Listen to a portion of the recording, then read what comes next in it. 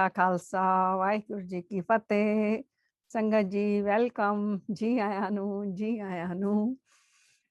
ਸੋ ਅੱਜ ਦਾ ਗੁਰੂ ਸਾਹਿਬ ਦੀ ਕਿਰਪਾ ਦੇ ਨਾਲ ਅਸੀਂ ਟੌਪਿਕ ਲਿਆ ਦਾ ਲਾਅ ਆਫ ਕਰਮਾ।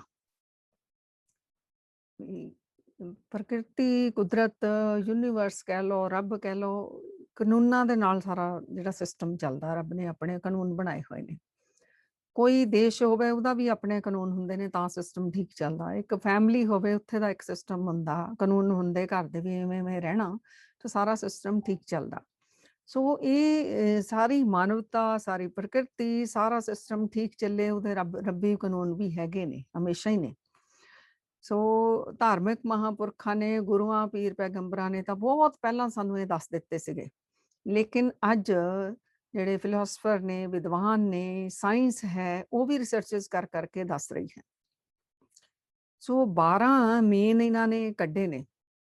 ਵੈਸੇ ਤਾਂ ਜਿੱਦਾਂ ਰਿਸਰਚਸ ਕਰੀ ਜਾਣਗੇ, ਹੋਰ ਕਰੀ ਜਾਣਗੇ, ਉੱਦਾਂ ਤਾਂ 12 ਤੋਂ ਵੀ ਜ਼ਿਆਦਾ ਦੱਸੇ, ਪਰ 12 ਮੇਨ ਦੱਸ ਰਹੇ ਨੇ ਕਿ ਕਿਹੜੇ ਨੇ, ਜਿਨ੍ਹਾਂ ਵਿੱਚੋਂ ਅੱਜ ਅਸੀਂ ਵਿਚਾਰਾਂ ਕਰਾਂਗੇ। ਇੱਕ ਹੈਗਾ ਲਾਜ਼ ਆਫ ਕਾਜ਼ ਐਂਡ ਇਫੈਕਟ, ਕਾਰਨ ਅਤੇ ਪਰਿਣਾਮ। ਮਤਲਬ ਜਿਹੜਾ ਫਲ ਮਿਲਦਾ ਉਹਦੇ ਪਿੱਛੇ ਕੋਈ ਨਾ ਕੋਈ ਕਾਰਨ ਹੁੰਦਾ, ਉਹਦਾ ਹੀ ਫਿਰ ਅੱਗੇ ਪਰਿਣਾਮ ਨਿਕਲਦਾ। ਦੂਸਰਾ ਹੈਗਾ ਲਾਜ਼ ਆਫ ਕ੍ਰੀਏਸ਼ਨ, ਨਿਰਮਾਣ ਹੋ ਰਿਹਾ, ਇਹਦਾ ਜਿਹੜਾ ਕਾਨੂੰਨ ਆ। ਸੋ ਇਹ ਸਾਡੇ ਤੇ ਕਿਵੇਂ ਲਾਗੂ ਹੁੰਦੇ ਉਹ ਅਸੀਂ ਦੇਖਾਂਗੇ। ਅਗਲਾ ਹੈਗਾ ਹਿਊਮਿਲਿਟੀ ਦਾ, ਵਿਨਮਰਤਾ ਦਾ ਜਿਹੜਾ ਕਾਨੂੰਨ ਹੈ। ਫਿਰ ਹੈਗਾ ਗਰੋਥ ਦਾ, ਵਿਕਾਸ ਹੋ ਰਿਹਾ, ਇਹ ਕਾਨੂੰਨ ਹੈ। ਇਹ ਸਾਰੇ ਸਾਡੇ ਲਈ ਨਹੀਂ ਹੈ, ਜਿਹੜੇ ਨੇ ਕਰਮਾਂ ਦੇ ਬਾਰੇ ਦੱਸਿਆ ਜਾ ਰਿਹਾ। ਤੇ ਰਿਸਪੌਂਸਿਬਿਲਿਟੀ ਦਾ ਆ, ਜ਼ਿੰਮੇਵਾਰੀ, ਮੇਰੀ ਜ਼ਿੰਮੇਵਾਰੀ ਜਿਹੜੀ ਮੈਂ ਹੀ ਲੈਣੀ ਹੈ। ਤੋ ਕਨੈਕਸ਼ਨ ਆ ਜਿਹੜਾ ਸਾਰੇ ਪਰਮਾਤਮਾ ਦੇ ਸਿਸਟਮ ਦਾ ਵੀ ਔਰ ਸਾਡਾ ਵੀ ਕਨੈਕਸ਼ਨ ਆ, ਪਾਸਟ ਦਾ, ਪ੍ਰੈਜ਼ੈਂਟ ਦੇ ਨਾਲ, ਪ੍ਰੈਜ਼ੈਂਟ ਦਾ ਫਿਊਚਰ ਦੇ ਨਾਲ। ਇਹ ਡਿਟੇਲ ਵਿੱਚ ਅਸੀਂ ਬਾਅਦ ਵਿੱਚ ਜਾਵਾਂਗੇ। ਫੋਕਸ, ਇਕਾਗਰਤਾ ਦਾ ਨਿਯਮ ਹੈਗਾ ਆ। ਗਿਵਿੰਗ, ਵੰਡਣ ਦਾ, ਉਹ ਜਿਹੜਾ ਨਿਯਮ ਹੈ, ਮਤਲਬ ਜੋ ਦੇਵਾਂਗੇ ਉਹੀ ਫਿਰ ਅਸੀਂ ਰਿਸੀਵ ਕਰਾਂਗੇ। ਟੂ ਚੇਂਜ, ਬਦਲਾਵ, ਇਹ ਕੁਦਰਤ ਦਾ ਕਾਨੂੰਨ ਆ। ਪੇਸ਼ੈਂਸ, ਧੀਰਜ ਦਾ ਕਾਨੂੰਨ ਆ। ਸਿਗਨੀਫਿਕੈਂਸ ਐਂਡ ਇੰਸਪਾਇਰੇਸ਼ਨ, ਇਹ ਵੀ ਕਾਨੂੰਨ ਹੈਗਾ। ਮਹੱਤਤਾ, ਇੰਪੋਰਟੈਂਸ ਮਤਲਬ ਤੇ ਪ੍ਰੇਰਨਾ ਦਾ ਕਾਨੂੰਨ ਆ। ਫਿਰ vibrations the law of attraction ਆ, ਲਾਅ ਆਫ ਜੈਂਡਰ ਆ, ਲਾਅ ਆਫ ਰਿਦਮ ਆ, ਬਹੁਤ ਅੱਗੇ ਕਿੰਨੇ ਕੱਢ ਲਏ ਆ। ਮੇਨ 12 ਫਿਲਾਸਫਰ, ਵਿਦਵਾਨ ਜਿਹੜੇ ਨੇ ਮਾਹਰ, ਉਹਦੇ ਉੱਤੇ ਜ਼ਿਆਦਾ ਚਰਚਾ ਕਰਦੇ ਨੇ। ਸੋ ਅੱਜ ਅਸੀਂ 2 ਦੇ ਉੱਤੇ ਹੀ ਕਰਾਂਗੇ। ਤੇ ਸਭ ਤੋਂ ਜਿਹੜਾ ਬੇਸਿਕ ਆ ਨਾ, ਜਿਹਨੂੰ ਗ੍ਰੇਟਰ ਲਾਅ ਕਿਹਾ ਆ, ਉਹ ਤਾਂ ਸਾਰੇ ਅਸੀਂ ਜਾਣਦੇ ਹਾਂ, ਬਾਰ-ਬਾਰ ਸੁਣਿਆ ਹੋਏਗਾ ਸੰਗਤ ਵਿੱਚ ਜਾ ਕੇ ਵੀ, ਵੈਸੇ ਵੀ। ਤਾਂ ਉਹ ਹੈਗਾ ਆ ਲਾਜ਼ ਆਫ ਕਾਜ਼ ਐਂਡ ਇਫੈਕਟ, ਕਾਰਨ ਅਤੇ ਪਰਿਣਾਮ। ਉਹ ਜਿਹੜਾ ਕਾਨੂੰਨ ਆ, ਇਹ ਸਾਰਿਆਂ ਨੂੰ ਸਾਨੂੰ ਪਤਾ ਵੀ ਇਹ, ਔਰ ਇਹਦੇ ਨਿਊਟਨ ਨੇ ਵੀ ਇਹਦਾ ਜਿਹੜਾ ਰਿਸਰਚ ਕੀਤੀ ਸੀਗੀ। ਜਿਹੜਾ ਕਾਰਮਿਕ ਥਿਊਰੀ ਆਫ ਨਿਊਟਨ ਆ, ਤਾਂ ਨਿਊਟਨ ਨੇ ਦਾ ਜਿਹੜਾ ਹੈਗਾ Newton's 3rd law of motion, ਉਹਦੇ ਵਿੱਚ ਨਿਊਟਨ ਨੇ ਕਿਹਾ ਸੀ for every action is an equal and opposite reaction. ਜੋ ਵੀ ਐਕਸ਼ਨ ਹੁੰਦਾ ਉਹਦਾ ਇਕੁਅਲ ਤੇ ਆਪੋਜ਼ਿਟ ਰਿਐਕਸ਼ਨ ਹੁੰਦਾ। ਉਹਨੇ ਐਗਜ਼ਾਮਪਲ ਵੀ ਦਿੱਤੀ ਸੀ, ਜਿਵੇਂ ਮੰਨ ਲਓ ਮੇਰੇ ਹੱਥ ਵਿੱਚ ਬਾਲ ਆ ਤੇ ਮੈਂ ਦੀਵਾਰ ਦੇ ਵਿੱਚ ਮਾਰਾਂ, ਜਿੰਨੀ ਫੋਰਸ ਨਾਲ ਮੈਂ ਮਾਰਾਂਗੀ ਉਨੀ ਫੋਰਸ ਨਾਲ ਵਾਪਸ ਮੇਰੇ ਵੱਲ ਨੂੰ ਆਉਗੀ, ਆਪੋਜ਼ਿਟ ਵੀ ਆਏਗੀ ਔਰ ਉਨੀ ਹੀ ਫੋਰਸ ਨਾਲ ਇਕੁਅਲ ਰਿਐਕਸ਼ਨ ਹੋਏਗਾ।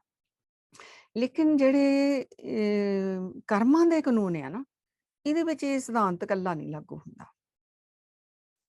ਇਹਦੇ ਵਿੱਚ ਤਾਂ ਬਹੁਤ ਗਹਿਰੀਆਂ ਜਿਹੜੇ ਹਿਸਾਬ ਕਿਤਾਬ ਨੇ। ਇਹਦੇ ਵਿੱਚ ਹੋਰ ਸਾਰੇ ਸੋ ਮੈਨੀ ਫੈਕਟਰਸ, ਕਿੰਨੇ ਹੋਰ ਫੈਕਟਰਸ ਨੇ। ਇਹ ਜਿਹੜਾ ਰੱਬੀ ਕਰਮਾਂ ਦਾ ਜਿਹੜਾ ਕਾਨੂੰਨ ਆ, ਜਿਹਦੇ ਵਿੱਚ ਸਾਨੂੰ ਗੁਰੂ ਨਾਨਕ ਸੱਚੇ ਪਾਤਸ਼ਾਹ ਜੀ ਨੇ ਵੀ, ਜਿਹੜੇ ਸੰਗਤ ਜੀ 5 ਖੰਡ ਨੇ ਨਾ, ਉਹਦੇ ਵਿੱਚ ਜਿਹੜਾ ਧਰਮ ਖੰਡ ਆ, ਉਹਦੇ ਵਿੱਚ ਗੁਰੂ ਮਹਾਰਾਜ ਨੇ ਕਰਮਾਂ ਦਾ ਹੀ ਸਾਨੂੰ ਸਿਧਾਂਤ ਦਿੱਤਾ ਕਿ ਕਰਮੀ ਹੋਏ ਵਿਚਾਰ, ਸੱਚਾ ਆਪ ਸੱਚਾ ਦਰਬਾਰ। ਤੇਰੇ ਕਰਮਾਂ ਦੀ ਵਿਚਾਰ ਹੋਣੀ ਆ ਪਰਮਾਤਮਾ ਦੇ ਦਰ ਘਰ ਦੇ ਵਿੱਚ। ਇੱਥੇ ਹਰ ਜਗ੍ਹਾ ਹੀ ਪਰਮਾਤਮਾ ਦਾ ਦਰ ਘਰ ਆ, ਵੀ ਤੇਰੇ ਕਰਮਾਂ ਦੀ ਵਿਚਾਰ ਹੋਣੀ ਆ।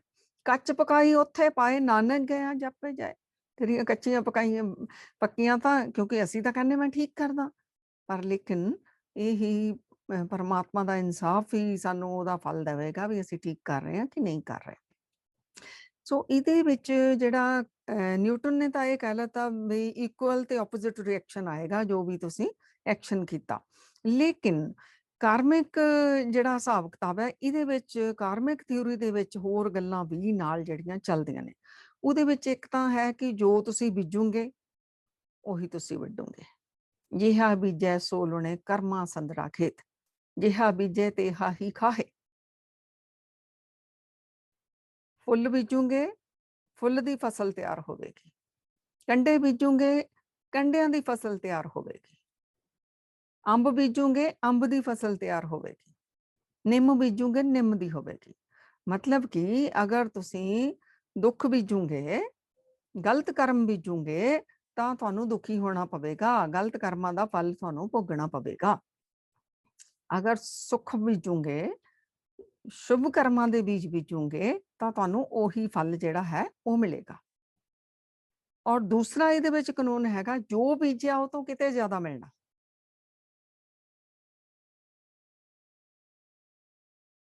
ਕਿਉਂਕਿ ਇੱਕ ਅੰਬ ਦਾ ਬੀਜ ਲਗਾਇਆ, ਦਰਖਤ ਬਣਿਆ, ਉਹਨੂੰ ਕਿੰਨੇ ਫਲ ਲੱਗ ਗਏ।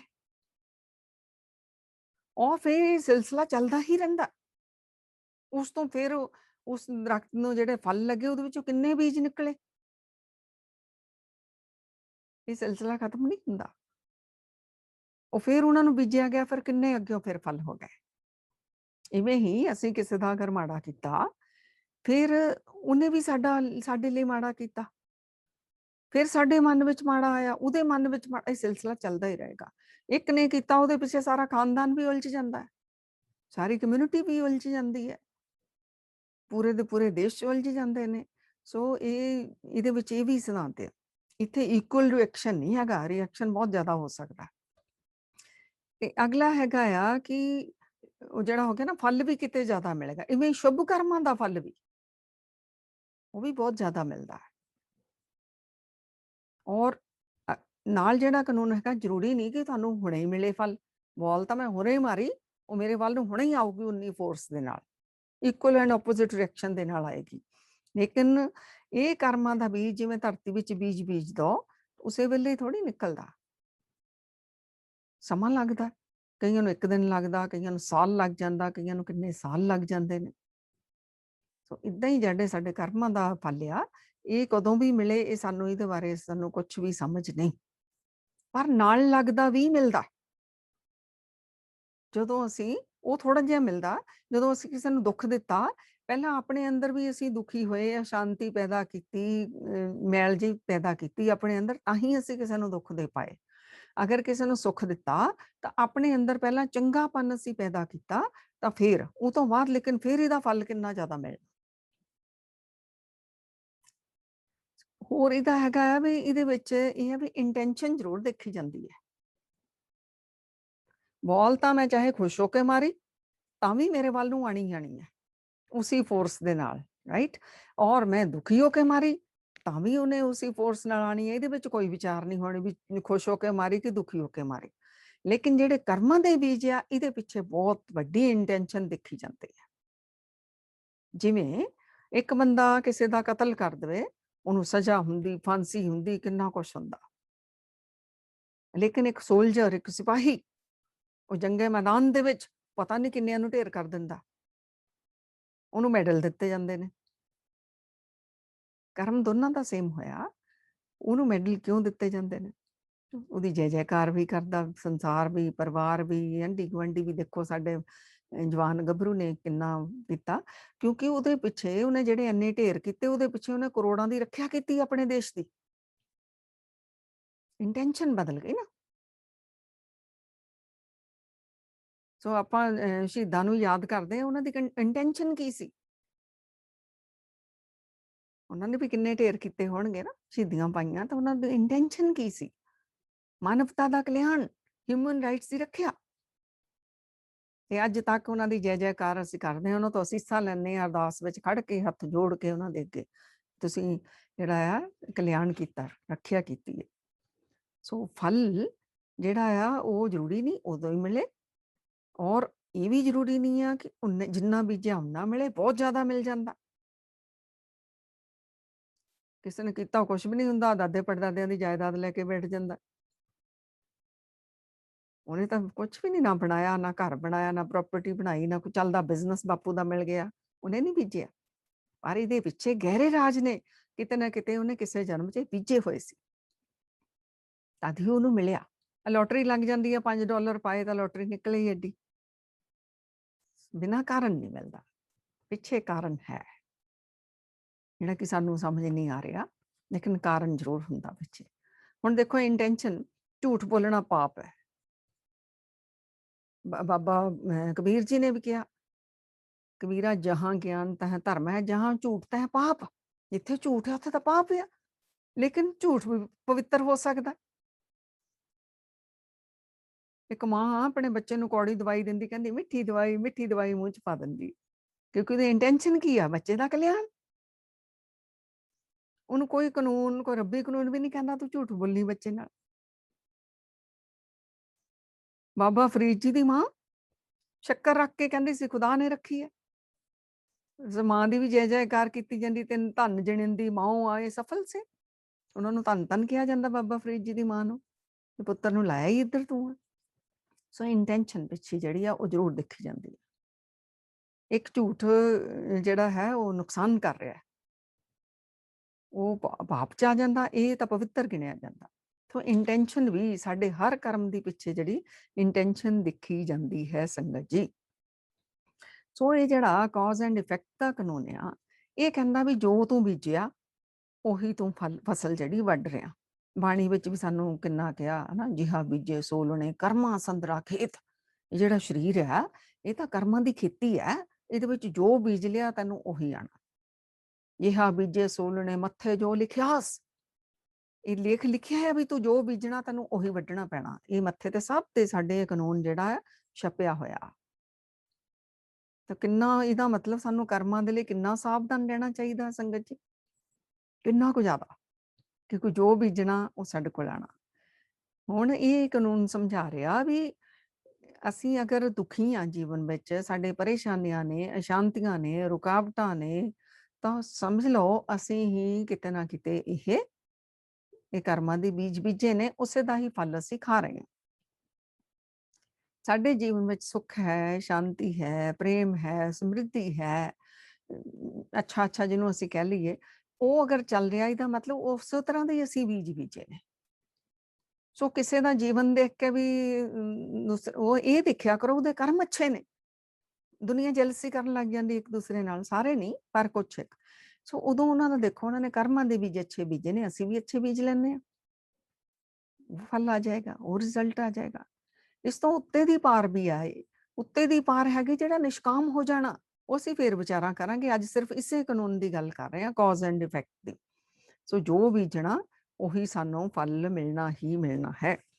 ਤੋ ਹੁਣ ਬਾਬਾ ਕਬੀਰ ਜੀ ਕਹਿੰਦੇ ਨੇ ਵੀ ਤੁਸੀਂ ਅੰਦਰ ਤਾਂ ਛੁਪਾ ਲਓਗੇ ਮਾੜੇ ਕਰਮ ਕਰਕੇ, ਦੁਨੀਆ ਸਾਹਮਣੇ ਚੰਗੇ ਬਣ ਕੇ ਦਿਸ ਸਕਦੇ ਹੋ, ਲੇਕਿਨ ਰੱਬ ਦਾ ਕਾਨੂੰਨ ਇਹੋ ਜਿਹਾ ਆ, ਔਰ ਤੁਹਾਡੀ ਅੰਤਰਾਤਮਾ ਜਿਹੜੀ ਹੈ, ਇਹ ਦੋਨਾਂ ਤੋਂ ਨਹੀਂ ਤੁਸੀਂ ਛੁਪਾ ਸਕਦੇ, ਇਹ ਪ੍ਰਗਟ ਹੋਣਾ ਹੀ ਹੋਣਾ।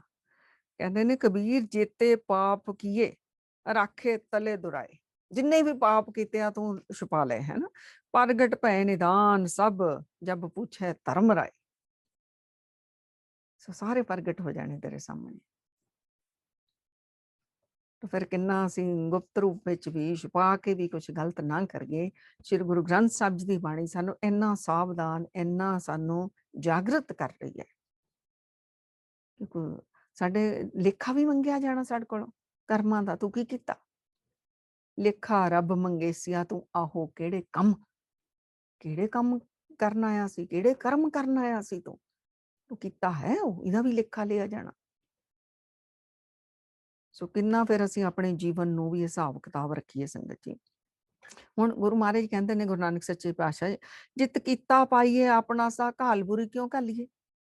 ਹੁਣ ਜਦ ਪਤਾ ਲੱਗ ਗਿਆ ਵੀ ਆਪਣੇ ਹੀ ਕਰਮਾਂ ਦਾ ਫਲ ਸਾਨੂੰ ਮਿਲਣਾ, ਫਿਰ ਅਸੀਂ ਬੁਰੇ ਕਰਮ ਕਿਉਂ ਕਰੀਏ।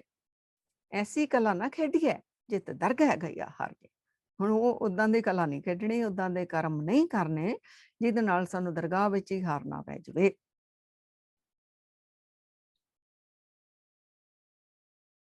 ਸੋ ਬੜਾ ਪਿਆਰੇ ਮਤਲਬ ਚੀਜ਼ਾਂ ਲੱਗ ਰਹੀਆਂ ਵੀ ਗੁਰੂ ਮਹਾਰਾਜ ਜੀ ਕਿਵੇਂ ਸਾਨੂੰ ਆਪਣੇ ਬੱਚੇ, ਆਪਣੇ ਸਖੇ, ਆਪਣੇ ਸ਼ਿਸ਼ ਬਣਾ ਕੇ ਗੁਰਬਾਣੀ ਵਿੱਚੋਂ ਮਹਾਰਾਜ ਜੀ ਸਾਨੂੰ ਸਮਝਾ ਰਹੇ ਨੇ। ਸੋ ਇਹ ਗੁਰਬਾਣੀ ਤਾਂ ਸਾਡਾ ਮਾਰਗਦਰਸ਼ਨ ਕਰ ਰਹੀ, ਸਾਡਾ ਕਲਿਆਣ ਕਰ ਰਹੀ ਆ ਕਿ ਤਾਂ ਕਿ ਅਸੀਂ ਜਿਸ ਕਾਰਜ ਲਈ ਇਸ ਸੰਸਾਰ ਵਿੱਚ ਆਏ ਆ, ਉਹ ਸਾਡਾ ਮੋਟਿਵ, ਉਹ ਸਾਡਾ ਏਮ, ਸਾਡਾ ਗੋਲ ਜਿਹੜਾ ਪੂਰਾ ਹੋ ਜਾਵੇ। ਅਸੀਂ ਰੱਬ ਦੇ ਬੱਚੇ ਆ, ਰੱਬ ਦੇ ਨਾਲ ਮਿਲਣ ਦੇ ਲਈ ਆਏ ਆ। ਭਈ ਪ੍ਰਾਪਤ ਮਾਨੁਖ ਦੇ ਹੁਰੀਆ, ਗੋਬਿੰਦ ਮਿਲਣ ਕੀ ਇਹ ਤੇਰੀ ਬਰੀਆ। ਗੋਬਿੰਦ ਜੀ ਨੂੰ ਮਿਲਣ ਦੇ ਲਈ ਆਏ ਆ, ਤਾਂ ਗੋਬਿੰਦ ਜੀ ਨੂੰ ਫਿਰ ਕਿਹੋ ਜਿਹੇ ਮਿਲ ਪਾਵਾਂਗੇ ਸੰਗਤ ਜੀ? ਮੈਲੇ, ਈਰਸ਼ਾ ਕਰਦੇ, ਜੈਲਸੀ ਕਰਦੇ, ਵਿਕਾਰਾਂ ਵਿੱਚ ਫਿਰਦੇ, ਕਿਸੇ ਨੂੰ ਦੁੱਖ ਦਿੰਦੇ, ਕਿਸੇ ਨੂੰ ਮਿਹਣੇ ਤਾਨੇ ਦਿੰਦੇ, ਏਦਾਂ ਦੇ ਰੱਬ ਨੂੰ, ਗੋਬਿੰਦ ਨੂੰ ਅਸੀਂ ਮਿਲ ਪਾਵਾਂਗੇ। ਗੋਬਿੰਦ ਨੂੰ ਮਿਲਣ ਦੇ ਲਈ ਹਰ ਜਨ ਐਸਾ ਚਾਹੀਏ ਜੈਸਾ ਹਰ ਹੀ ਹੋਏ। ਜਿੱਦਾਂ ਦਾ ਹਰੀ ਹੈ, ਉਹਨੂੰ ਮਿਲਣ ਲਈ ਹਰੀ ਵਰਗੇ ਹੀ ਹੋਣਾ ਪੈਣਾ। ਸੋ ਰੱਬੀ ਗੁਣ ਆਪਣੇ ਅੰਦਰ ਜਾਗਰਤ ਕਰਨੇ ਨੇ ਅਸੀਂ। ਇਹ ਸਾਡਾ ਸੰਗਤ ਕਰਨ ਦਾ ਪਰਪਸ ਇਹੀ ਹੈ ਸਾਰਿਆਂ ਦਾ। ਅੱਜ ਹੀ ਅਸੀਂ ਆਪਣੇ ਆਪ ਵਿੱਚ ਅਸੀਂ ਬਦਲਾਵ ਲੈ ਕੇ ਆਈਏ, ਰੱਬੀ ਗੁਣ ਆਪਣੇ ਅੰਦਰ ਜਾਗਰਤ ਕਰੀਏ, ਕਿਉਂਕਿ ਜਿਸ ਨੂੰ ਮਿਲਣਾ ਆ ਉਹੋ ਜਿਹਾ ਸਾਨੂੰ ਹੋਣਾ ਪੈਣਾ ਹੈ। ਉਹਨੂੰ ਯਾਦ ਕਰੀਏ, ਪਰਮਾਤਮਾ ਨੂੰ, ਉਹਨੂੰ ਧਿਆਈਏ, ਉਹਦੇ ਗੁਣ ਸਾਡੇ ਵਿੱਚ ਆਉਣਗੇ। ਪਤਾ ਨਹੀਂ ਅਸੀਂ ਕਿਹਨੂੰ ਕਿਹਨੂੰ ਧਿਆਈ ਜਾਂਦੇ ਆ। ਜਿਹਨੂੰ ਹੇਟਰਟ ਕਰਦੇ ਉਹਨੂੰ ਧਿਆ ਰਹੇ ਆ, ਜਿਹਨੂੰ ਜੈਲਸੀ ਕਰਦੇ ਉਹਨੂੰ ਧਿਆ ਰਹੇ ਆ, ਜਾਂ ਜਿਹਨੂੰ ਜ਼ਿਆਦਾ ਮੋਹ ਕਰਦੇ ਉਹਨੂੰ ਧਿਆ ਰਹੇ ਆ। ਫਸੇ ਤਾਂ ਅਸੀਂ ਇੱਥੇ ਹੀ ਹੋਏ ਆ, ਤੇ ਉਹੋ ਜਿਹੇ ਬਣੀ ਜਾਣਾ।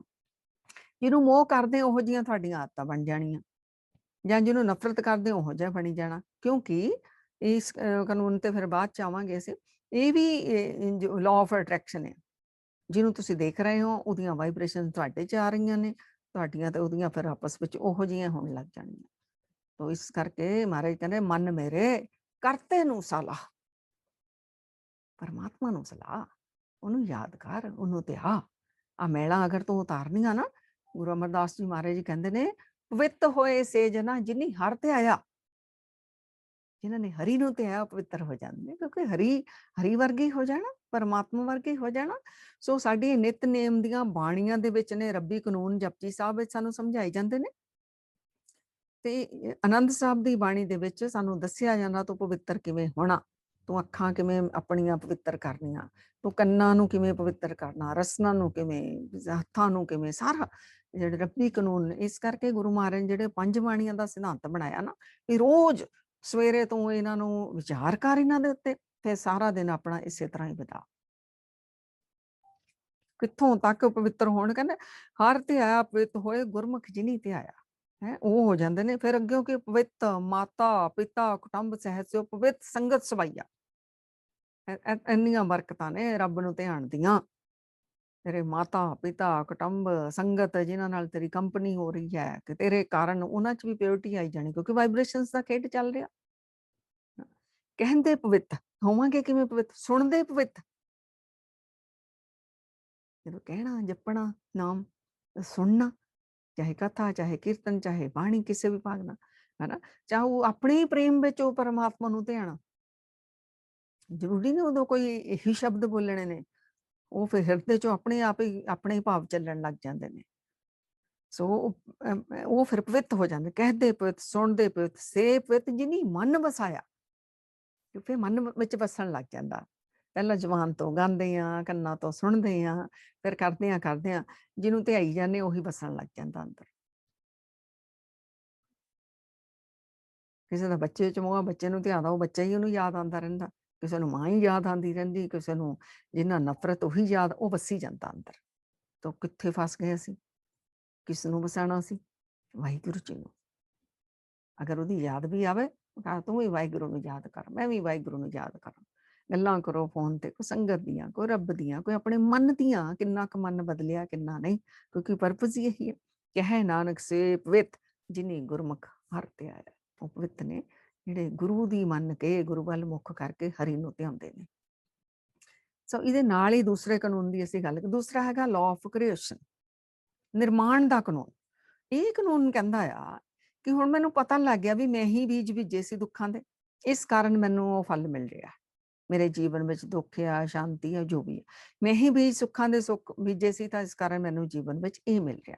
ਹੁਣ ਇਹ ਕ੍ਰਿਸ਼ਨ ਵਾਲਾ ਲਾਅ ਕਹਿੰਦਾ ਆ ਵੀ ਜਦੋਂ ਮੈਂ ਹੀ ਇਹਦਾ ਨਿਰਮਾਤਾ ਆ, ਫਿਰ ਕਿਉਂ ਨਾ ਮੈਂ ਹੁਣ ਆਪਣੇ ਆਪ ਨੂੰ ਬਦਲ ਲਵਾਂ।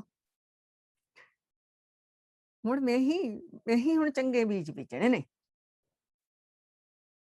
ਮੈਂ ਹੀ ਸੁੱਖ ਦੇ ਬੀਜ ਬੀਜਣੇ ਨੇ, ਮੈਂ ਹੀ ਸ਼ਾਂਤੀ ਵਰਸਾਣੀ ਹੈ, ਮੈਂ ਹੀ ਪ੍ਰੇਮ ਵਾਲਾ ਜੀਵਨ ਜਿਹੜਾ ਜੀਣਾ ਹੈ। ਉਹ ਬੀਜ ਮੈਂ ਬੀਜੀ ਜਾਣੇ ਨੇ। ਮੇਰੇ ਜੀਵਨ ਵਿੱਚ ਹੋਰ ਸੁੱਖ, ਹੋਰ ਸ਼ਾਂਤੀ, ਹੋਰ ਪ੍ਰੇਮ, ਇਹ ਸਾਰੇ ਮੇਰੇ ਜੀਵਨ ਵਿੱਚ ਆਈ ਜਾਣੇ ਨੇ। ਬਸ ਇਹ ਹੁਣ ਬੀਜ ਕਿਵੇਂ ਬੀਜੇ ਜਾਂਦੇ ਨੇ? 3 ਤਰ੍ਹਾਂ ਕਰਕੇ। ਮਨ, ਬਚ, ਕਰਮ। ਪਹਿਲਾਂ ਸਾਡੀ ਸੋਚ ਜਿਹੜੀ ਅੰਦਰ ਉੱਠਦੀ ਹੈ, ਉਹ ਬਾਰ-ਬਾਰ ਜਦੋਂ ਆਈ ਜਾ ਰਹੀ ਹੈ, ਤਾਂ ਉਹ ਫਿਰ ਸਾਡੇ ਸ਼ਬਦਾਂ ਦਾ ਰੂਪ ਬਣ ਜਾਂਦਾ। ਫਿਰ ਸਾਡੀ ਜ਼ੁਬਾਨ ਤੇ ਆਉਂਦੀ ਹੈ। ਫਿਰ ਸ਼ਬਦਾਂ ਤੋਂ ਬਾਅਦ ਸਾਡੇ ਐਕਸ਼ਨਸ ਤੇ ਵੀ ਆ ਜਾਂਦੀ। ਮਤਲਬ ਅੰਦਰ ਕ੍ਰੋਧ ਉੱਠਿਆ, ਫਿਰ ਜ਼ੁਬਾਨ ਤੋਂ ਵੀ ਉਦਾਂ ਦੇ ਸ਼ਬਦ ਬੋਲ ਦਿੱਤੇ। ਫਿਰ ਔਰ ਕਈ ਵਾਰ ਬੰਦਾ ਹੱਥੋਂ ਪਾਈ ਵੀ ਹੋ ਜਾਂਦਾ, ਐਕਸ਼ਨਸ ਵੀ ਹੋ ਜਾਂਦੇ ਨੇ। ਅੰਦਰ ਪ੍ਰੇਮ ਉੱਠਿਆ, ਸ਼ਬਦ ਵੀ ਮਿੱਠੇ ਬੋਲਾਂਗੇ ਔਰ ਜੱਫੀਆਂ ਵੀ ਪਾ ਲਈਆਂ ਜਾਂਦੀਆਂ ਨੇ। ਇਹ ਹੋਇਆ ਅੰਦਰ ਵਿਚਾਰ। ਇੱਕ ਨੇ ਜਿਹੜੇ ਲਗਾਤਾਰ ਆਪਣੇ ਆਪ ਹੀ ਆ ਰਹੇ ਨੇ, ਉਹ ਜਨਮਾਂ ਜਨਮਾਂ ਦੇ ਸਾਡੇ ਸੰਸਕਾਰ ਪਏ ਨੇ, ਆਈ ਜਾ ਰਹੇ ਨੇ, ਜਾਈ ਜਾ ਰਹੇ ਨੇ, ਅਸੀਂ ਚਾਹੁੰਦੇ ਵੀ ਨਹੀਂ, ਸਾਨੂੰ ਤਾਂ ਪਤਾ ਹੀ ਨਹੀਂ, ਚੱਲੀ ਜਾਂਦੇ ਨੇ। ਇੱਕ ਸੰਕਲਪ ਦਾ ਨਾਮ ਦਿੱਤਾ, ਇੰਟੈਂਸ਼ਨ ਦਾ ਨਾਮ ਦਿੱਤਾ, ਇੰਟੈਂਟ ਦਾ ਨਾਮ ਦਿੱਤਾ ਇਹਨਾਂ ਨੇ, ਵਿਦਵਾਨਾਂ ਨੇ। ਉਹ ਕਹਿੰਦੇ ਨੇ ਸੰਕਲਪ ਉਹ ਹੈ ਜਿਹੜੇ ਤੁਸੀਂ ਆਪ, ਮਤਲਬ ਅੰਦਰ ਜੋ ਵੀ ਚੱਲ ਰਿਹਾ ਉਹਨੂੰ ਚੱਲਣ ਦਿਓ, ਆਪ ਹੁਣ ਚੰਗਾ ਬੀਜੋ ਆਪਣੇ ਲਈ, ਆਪਣੇ ਆਪ, ਜਿਹਨੂੰ ਅਫਰਮੇਸ਼ਨਸ ਵੀ ਅਸੀਂ ਕਹਿ ਦਿੰਦੇ ਹਾਂ। ਸੈਲਫ ਟਾਕ ਜਿਹਨੂੰ ਕਹਿੰਦੇ ਆ, ਹੁਣ ਆਪਣੀ ਸੈਲਫ ਟਾਕ ਕਰੋ ਕਿ ਜੋ ਤੁਸੀਂ ਜੀਵਨ ਵਿੱਚ ਚਾਹੁੰਦੇ ਹੋ ਉਦਾਂ ਦਾ ਹੀ ਤੁਸੀਂ ਬੋਲਣਾ ਸ਼ੁਰੂ ਕਰ ਦਿਓ, ਸੋਚਣਾ ਸ਼ੁਰੂ ਕਰ ਦਿਓ। ਤੁਹਾਡੇ ਐਕਸ਼ਨਸ ਦੀ ਕਹਿੰਦੇ ਚਿੰਤਾ ਨਾ ਕਰੋ, ਐਕਸ਼ਨਸ ਤੁਹਾਡੇ ਉਹੀ ਹੋ ਜਾਣਗੇ। ਆਪਣੀ ਸੋਚ ਔਰ ਆਪਣੇ ਸ਼ਬਦਾਂ ਦਾ, ਦੋ ਦੇ ਉੱਤੇ ਸਿਰਫ ਕੰਮ ਕਰਨਾ, ਐਕਸ਼ਨਸ ਆਟੋਮੈਟਿਕਲੀ ਉਹੀ ਹੋਣਗੇ। ਸੋ ਆਪਾਂ ਅਫਰਮੇਸ਼ਨਸ ਵਾਲੀ ਜਿਹੜੀ ਹੈ ਵੀਡੀਓ ਬਣਾਈ ਹੋਈ ਹੈ, ਉਹਨੂੰ ਫਿਰ ਸੁਣ ਲਿਓ ਤਾਂ ਕਿ ਸਾਡਾ ਮੂਡ ਬਣੇ, ਅਸੀਂ ਅਫਰਮੇਸ਼ਨਸ ਆਪਣੇ ਆਪ ਨੂੰ ਅੱਛੀਆਂ ਦਈਏ, ਚੰਗੀਆਂ ਦਈਏ, ਜੋ ਜੀਵਨ ਵਿੱਚ ਅਸੀਂ ਚਾਹੁੰਦੇ ਹਾਂ। ਤੇ ਰੂਹਾਨੀਅਤ ਵਾਲੀਆਂ ਰੂਹਾਂ ਤਾਂ ਬਸ ਪਰਮਾਤਮਾ ਦੇ ਪ੍ਰੇਮ ਵਾਲੀਆਂ ਅਫਰਮੇਸ਼ਨਸ ਰਿਆ ਕਰੋ, ਗਾਇਆ ਕਰੋ, ਗੁਣਗੁਣਾਇਆ ਕਰੋ, ਤੇ ਉਹ ਫਿਰ ਉਹਦੇ ਵਿੱਚ ਇੰਜੋਏ ਕਰੀਏ ਅਸੀਂ। ਸੋ ਬਾਬਾ ਕਬੀਰ ਜੀ ਕਹਿੰਦੇ ਨੇ, ਕਬੀਰ ਐਸਾ ਬੀਜ ਬੋਏ,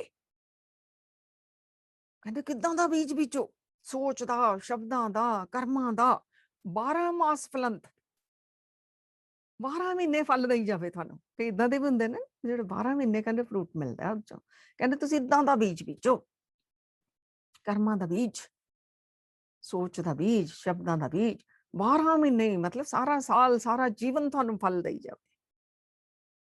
ਦੇਖੋ ਕਿੰਨਾ ਸਾਨੂੰ ਗੁਰੂ ਮਹਾਰਾਜ ਜੀ ਗੁਰਬਾਣੀ ਵਿੱਚ ਸਾਨੂੰ ਸਮਝਾਉਂਦੇ ਨੇ, ਕਹਿੰਦੇ 12 ਮਹੀਨੇ ਹੀ ਉਹ ਫਲ ਦਿੰਦਾ ਰਵੇ, ਏਦਾਂ ਦਾ ਬੀਜ ਬੀਜ ਲਓ।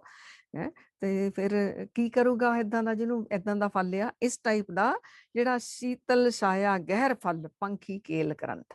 ਮਤਲਬ ਤੂੰ ਏਦਾਂ ਦਾ ਦਰਖਤ ਬਣ ਜਾ ਜਿਹੜਾ ਠੰਡੀ ਛਾਂ ਦਿੰਦਾ ਹੋਵੇ, ਮਤਲਬ ਜੀਵਨ ਸਾਡਾ ਏਦਾਂ ਦਾ ਹੋਵੇ, ਠੰਡੀ ਛਾਂ ਦਿੰਦਾ ਹੋਵੇ, ਜਿਹਨੂੰ ਮੇਵੇ ਵੀ ਲੱਗਦੇ ਹੋਣ, ਫਰੂਟ ਵੀ ਲੱਗਦਾ ਹੋਵੇ, ਔਰ ਜਿਹਦੇ ਆ ਕੇ ਪੰਛੀ ਵੀ ਇੰਜੋਏ ਕਰਦੇ ਹਨ। ਮਤਲਬ ਤੇਰਾ ਜੀਵਨ ਇਹੋ ਜਿਹਾ ਹੋਵੇ, ਤੂੰ ਠੰਡੀਆਂ ਛਾਵਾਂ ਦਿੰਦਾ ਹੋਵੇ ਔਰ ਤੂੰ ਦੂਸਰਿਆਂ ਦਾ ਭਲਾ ਕਰਦਾ ਹੋਵੇਂ। ਪੰਛੀ ਆ ਕੇ ਉੱਥੇ ਆਪਣੇ ਬਣਾ ਲੈਂਦੇ ਨੇ, ਆਲਣੇ ਵੀ ਬਣਾ ਲੈਂਦੇ ਨੇ, ਉੱਚੋਂ ਫਲ ਵੀ ਖਾ ਜਾਂਦੇ ਨੇ। ਇਵੇਂ ਹੀ ਤੂੰ ਜੀਵਨ ਦੇ ਵਿੱਚ ਕਿਸੇ ਲਈ ਹੈਲਪ ਕਰਦੇ, ਸੁਖਦਾਈ ਹੋ ਜਾ, ਤਾਂ ਇਹ ਤੂੰ ਸਮਝ ਲਾ ਤੂੰ 12 ਮਾਹ ਫਲੰਤ ਵਾਲਾ ਜਿਹੜਾ ਬੀਜ ਤੂੰ ਬੀਜ ਰਿਹਾ। ਸੋ ਸੇਵਾ ਤੇ ਸਿਮਰਨ ਦੇ ਕਨਸੈਪਟ ਸਰ ਗੁਰੂ ਮਹਾਰਾਜ ਨੇ ਸਿੱਧੇ ਸਿਧਾਂਤ ਸਾਨੂੰ ਦਿੱਤੇ ਹੋਏ ਨੇ। ਲੇਕਿਨ ਆ ਜਿਹੜੇ ਅੱਜ ਕੱਢ ਰਹੇ ਨੇ ਨਾ ਵਿਦਵਾਨ, ਇਹ ਵੀ ਬਾਣੀ ਵਿੱਚ ਪਹਿਲਾਂ ਹੀ ਨੇ। ਤੋ ਕਿੰਨਾ ਕਲਿਆਣਕਾਰੀ ਸ੍ਰੀ ਗੁਰੂ ਗ੍ਰੰਥ ਸਾਹਿਬ ਜੀ ਦੀ ਬਾਣੀ ਸਾਡੇ ਸਾਰਿਆਂ ਦੇ ਲਈ। ਤੇ ਇਵੇਂ ਅਸੀਂ ਕਰੀਏ। ਤੇ ਹੁਣ ਜਿਹੜੀਆਂ ਮੈਲਾਂ ਜਨਮਾਂ ਜਨਮਾਂ ਦੀਆਂ ਚੜੀਆਂ ਆ, ਕੀ ਉਹ ਸਾਰਾ ਹੀ ਫਲ ਸਾਨੂੰ ਭੋਗਣਾ ਹੀ ਪਵੇਗਾ? ਮਹਾਰਾਜ ਜੀ ਨੇ ਇਹ ਤੇ ਵੀ ਸਾਡਾ ਕਲਿਆਣ ਕੀਤਾ ਹੋਇਆ। ਗੁਰੂ ਮਹਾਰਾਜ ਕਹਿੰਦੇ ਪਾਪੜੀਆਂ ਪਾਸ਼ਾੜ ਬਾਣਸ ਚਾਵਾ ਸੰਨ ਕੇ, ਤੀਰ ਮਾਰ ਕਹਿੰਦੇ ਨਿਸ਼ਾਨਾ ਲਾ ਕੇ ਪਾਪਾਂ ਨੂੰ ਦੂਰ ਕਰ ਦੇ। ਕਿਵੇਂ? ਗੁਰ ਮੰਤਰ ਦਾ ਚਿਤਾਰ ਨਾਨਕ ਦੁੱਖ ਨਾ ਥੀਵੀ। ਗੁਰੂ ਦੇ ਮੰਤਰ ਨੂੰ ਯਾਦ ਕਰ, ਤੈਨੂੰ ਦੁੱਖ ਹੀ ਨਹੀਂ ਆਵੇਗਾ। ਇੱਕ ਤਾਂ ਮੰਤਰ ਜਿਹੜਾ ਗੁਰੂ ਮਹਾਰਾਜ ਜੀ ਦੇ ਦਿੰਦੇ ਨੇ, ਗੁਰਬਾਣੀ ਸਾਨੂੰ ਵਾਹਿਗੁਰੂ ਗੁਰ ਮੰਤਰ ਮਿਲਿਆ ਹੋਇਆ, ਮੂਲ ਮੰਤਰ ਮਿਲਿਆ। ਇੱਕ ਗੁਰ ਮੰਤਰ ਸਾਰੀ ਬਾਣੀ ਨੂੰ ਕਿਹਾ, ਸਾਰੇ ਗੁਰੂ ਦੇ ਗਿਆਨ ਨੂੰ ਕਿਹਾ। ਆ ਹੁਣ ਦੇਖੋ ਆਪਾਂ ਗਿਆਨ ਸੁਣਿਆ, ਇਹ ਚ ਅਸੀਂ ਵਾਹਿਗੁਰੂ ਮੂਲ ਮੰਤਰ ਤਾਂ ਕੁਛ ਵੀ ਨਹੀਂ ਬੋਲੇ, ਲੇਕਿਨ ਹੁਣ ਸਾਰਿਆਂ ਦਾ ਮਨ ਹੈ ਅੱਛੇ ਬੀਜ ਬੀਜੀਏ। ਸੋ ਮੈਲਾਂ ਕੱਢੀਏ ਬਾਹਰ। ਇਹ ਵੀ ਗੁਰਮੰਤਰ ਦਾ ਚਿਤਾਰ ਹੈ। ਇਹ ਵੀ ਹੈ, ਜਦੋਂ ਉਹਨੇ ਸੋਚ ਲਿਆ, ਫੋਕਸ ਕਰ ਲਿਆ, ਮਾੜਾ ਨਹੀਂ ਬੀਜਣਾ, ਤਾਂ ਬਾਣ ਚਾਵਾ ਸੰਨ ਕੇ ਧਿਆ ਕੇ ਅਸੀਂ ਤੀਰ ਮਾਰ ਦਿੱਤਾ, ਹੁਣ ਨਹੀਂ ਮਾੜਾ ਕਰਮ ਬੀਜਣਾ। ਸੋ ਨਾਲ ਫਿਰ ਨਾਮ ਦਾ ਸਹਾਰਾ ਲੈਣਾ, ਕਿਉਂਕਿ ਹੁਣ ਮਨ ਬਣਿਆ, ਜਿਵੇਂ ਜਿਵੇਂ ਨਾਮ ਜਪੀ ਜਾਵਾਂਗੇ ਫਿਰ ਸ਼ਕਤੀ ਮਿਲੇਗੀ, ਮੈਲਾਂ ਧੋਤੀਆਂ ਜਾਣਗੀਆਂ, ਹੋਰ ਪਾਵਰਫੁਲ ਅਸੀਂ ਬਣਾਂਗੇ। ਹੁਣ ਜਿਹੜਾ ਆਪਾਂ ਦੇਖਦੇ ਹਾਂ ਵੀ ਰਾਜੇ ਕਿਵੇਂ ਬਣ ਗਏ, ਗੁਰਬਾਣੀ ਨੇ ਵੀ ਸਾਨੂੰ ਦੱਸ ਦਿੱਤਾ। ਆਪਾਂ ਕਹਿੰਦੇ ਉਹ ਰੱਬ ਨੇ ਦੇਖੋ ਕਿੰਨੀ ਬੇਇਨਸਾਫੀ ਕੀਤੀ, ਉਹਨੂੰ ਗਰੀਬ ਭਿਖਾਰੀ ਬਣਾ ਦਿੱਤਾ, ਉਹਨੂੰ ਰਾਜਾ ਬਣਾ ਦਿੱਤਾ। ਮਹਾਰਾਜ ਜੀ ਕਹਿੰਦੇ ਇਵੇਂ ਨਹੀਂ, ਉਹਨੇ ਕਰਮ ਬੀਜੇ ਨੇ। ਦਾਨੰ ਪਰਾ ਪੂਰਬੇਣ, ਦਾਨ ਮਤਲਬ ਦੇਣਾ, ਉਹਨੇ ਦਿੱਤਾ ਹੋਇਆ ਪੂਰਬਲੇ ਕਰਮਾਂ ਦਾ, ਉਹਨੂੰ ਆਇਆ ਨਾ। ਪੁੰਚ ਤੇ ਮਹੀਪ ਤੇ, ਹੁਣ ਉਹ ਰਾਜ ਬਣ ਕੇ ਉਹਨੂੰ ਭੋਗ ਰਿਹਾ। ਉਹਨੇ ਪਹਿਲਾਂ ਬੀਜੇ ਸੀ, ਹੁਣ ਰਾਜਾ ਬਣ ਕੇ, ਪੁੰਚ ਤੇ ਹੁੰਦਾ ਭੋਗਣਾ, ਉਹ ਭੋਗ ਰਿਹਾ। ਮਹੀਪ ਤੇ ਰਾਜਾ, ਰਾਜਾ ਉਹਨੂੰ ਭੋਗ ਰਿਹਾ। ਪਹਿਲਾਂ ਉਹਨੇ ਦਿੱਤਾ ਹੋਇਆ ਪੂਰਬੇਣ, ਪਹਿਲਾਂ ਕਿਸੇ ਜਨਮ ਵਿੱਚ, ਕਦੇ ਵੀ ਪੂਰਬ ਮਤਲਬ ਪਾਸਟ ਵਿੱਚ ਉਹਨੇ ਦਿੱਤਾ ਹੋਇਆ। ਵਿਪਰੀਤ ਮੁੱਦਮ ਲੋਕਾਂ ਨਾਨਕ ਚਿਰੰਕਾਲ ਦੁੱਖ ਭੋਗਦੇ। ਲੇਕਿਨ ਰਾਜਾ ਬਣ ਕੇ ਅਗਰ ਉਹ ਪੁੱਠੇ ਕੰਮ ਕਰੇਗਾ, ਫਿਰ ਉਹ ਲੰਬਾ ਸਮਾਂ ਦੁੱਖ ਵੀ ਭੋਗੇਗਾ। ਸੋ ਤੁਸੀਂ ਚਿੰਤਾ ਨਾ ਕਰਿਆ ਕਰੋ, ਉਹ ਮਾੜਾ ਕਰਦਾ, ਉਹ ਗੁਰੂ ਮਹਾਰਾਜ ਨੇ ਉਹਦਾ ਕਾਨੂੰਨ ਬਣਾਇਆ ਹੋਇਆ। ਆਪਣਾ ਹੀ ਸਿਰਫ ਅਸੀਂ ਆਪਣੇ ਤੇ ਫੋਕਸ ਕਰਨਾ। ਉਹਦੀ ਮੈਲ ਦੇਖਾਂਗੇ, ਅਸੀਂ ਮੈਲ ਨੂੰ ਅਟਰੈਕਟ ਕਰ ਰਹੇ ਹਾਂ। ਅਸੀਂ ਚੰਗੇ ਬੰਦਿਆਂ ਨੂੰ ਦੇਖੀਏ, ਉਹਨਾਂ ਦੀਆਂ ਚੰਗਿਆਈਆਂ ਦੇਖੀਏ, ਤਾਂ ਕਿ ਸਾਡੇ ਵਿੱਚ ਵੀ ਚੰਗਿਆਈਆਂ ਆ ਜਾਣ। ਸਾਡਾ ਮਨ ਕਰੇ ਅਸੀਂ ਹੋਰ ਚੰਗੇ ਹੋ ਜਾਈਏ, ਹੋਰ ਚੰਗੇ ਹੋ ਜਾਈਏ। ਸੋ ਕਰਮਾਂ ਦਾ ਚੰਗੇ ਬੀਜਾਂਗੇ ਚੰਗਾ ਫਲ ਮਿਲੇਗਾ, ਮਾੜੇ ਬੀਜਾਂਗੇ ਮਾੜਾ ਫਲ ਮਿਲੇਗਾ।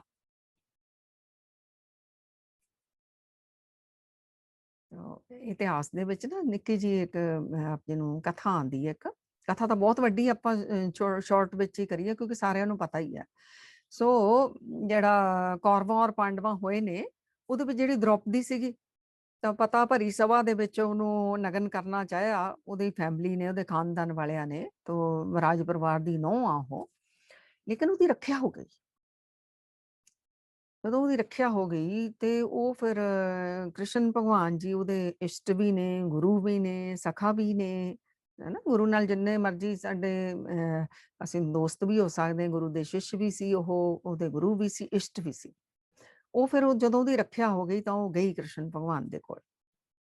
ਅਕਸਰ ਔਰਤ ਸੀ, ਇੰਨਾ ਕੁਛ ਹੋਇਆ ਸੀ ਤਾਂ ਗਈ ਤਾਂ ਗੁਰੂ ਕੋਲ, ਪਰ ਉਹ ਅੱਖਾਂ ਨੀਵੀਆਂ ਕਰਕੇ ਬੈਠੀ ਹੈ। ਉਹਦੇ ਅੰਦਰ ਸੀਨ ਚੱਲ ਰਿਹਾ ਨਾ, ਕਿਵੇਂ ਕਿਵੇਂ ਉਹਦੇ ਖਾਨਦਾਨ ਵਿੱਚ ਉਹਦੀ ਇੰਨੀ ਇਨਸਲਟ ਕਰਨੀ ਚਾਹੀ ਉਹਨਾਂ ਨੇ।